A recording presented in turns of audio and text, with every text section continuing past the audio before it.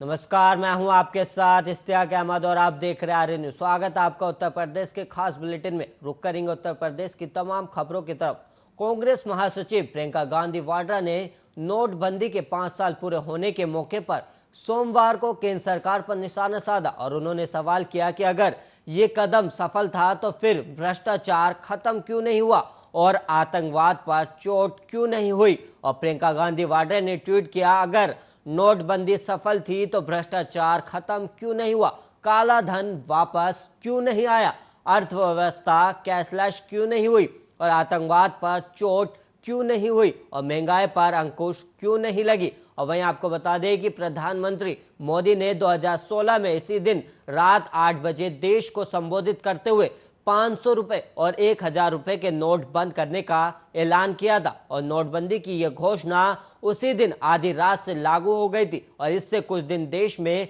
अफरा तफरी का माहौल भी रहा और बैंकों के बाहर लंबी कतारें भी देखने को मिली। और वहीं बाद में 500 रुपए और 2000 रुपए के नए नोट जारी किए गए और सरकार ने ऐलान किया था कि उन्होंने देश में मौजूद काले धन और नकली मुद्रा की समस्या को समाप्त करने के लिए एक कदम उठाया है। और नोटबंदी के 5 साल बाद डिजिटल भुगतान में काफी बढ़ोतरी देखने को भी मिली, लेकिन इसके बावजूद चलन में नोटों की संख्या में भी लगातार वृद्धि हो रही है। हालांकि वृद्धि की रफ्तार धीमी है। दरअसल कोविड-19 महामारी के दौरान लोगों ने एहतियात के रूप में अपने पास नकदी रखना बेहतर समझा और इसी कारण चलन में बैंक नोट पिछले वित्त वर्ष के दौरान बढ़ गए हैं।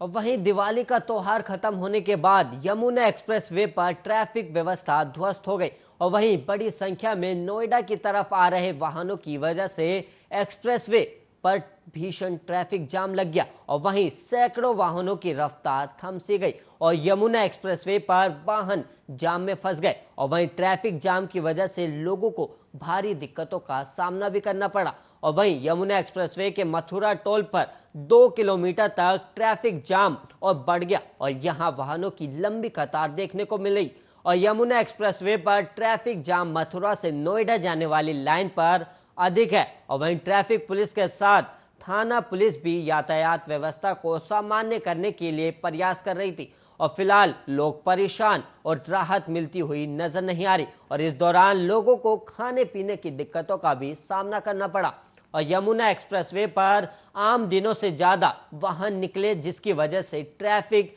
जाम जैसे हालत पैदा हुए।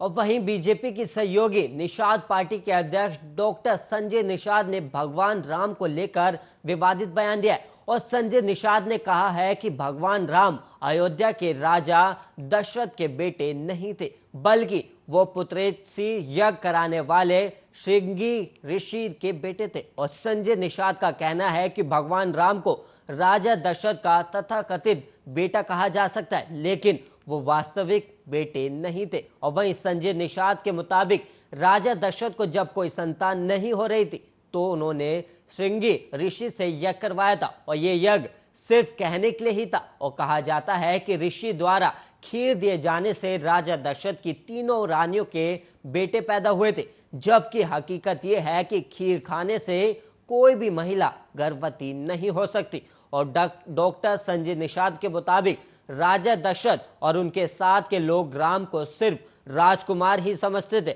और उन्हें कभी इस बात का एहसास नहीं हुआ कि राम के रूप में खुद भगवान उनके यहाँ मौजूद है। और संजय निषाद ने कहा कि राम को भगवान समझने की क्षमता सिर्फ निषाद राज में ही थी जो भगवान को पहचान लेता है और उसका दर्जा भगवान से भी बड़ा हो जाता है और निषाद राज का यही दर्जा है। और संजय निषाद के मुताबिक उस वक्त के इतिहासकारों ने भी सच नहीं लिखा था।